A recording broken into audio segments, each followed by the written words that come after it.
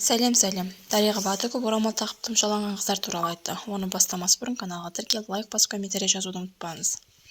Дариға Бадыкова орамал тағып тұмшаланған қыздар туралы айтты. Танымал актриса Дариға Бадыкова өзінің парақшасында қазақтардың өз кейпін жоғалтып бара жатқанын айтты. Кейінгі кезде байқайсыздар ма? Не қазақ емеспіз, не араб емеспіз. Дәстүрін айтсақ, шариғатта олай емес дейміз деп жазды.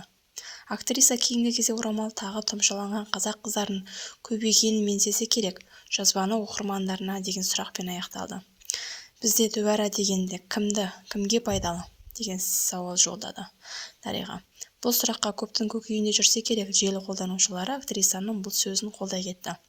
Дұрыс айтасыз, кім болса соған еліктеуге дайын тұрамыз. Ары тартсан арба сынады, бері тартсан өгіз өледі. Қазақтардың жанында дүбәраның өзі жолда қалады. Келісемін деп өз пікірлерін жазды оқырмандары. Соңына дейін тыңдағандарыңызға рахмет. Лайк басып, комментарий жазып, өз пікірлеріңізді видеоның соңына жазып өтіңіздер. Каналға тіркеліп, қоңырау белгісін басамыз.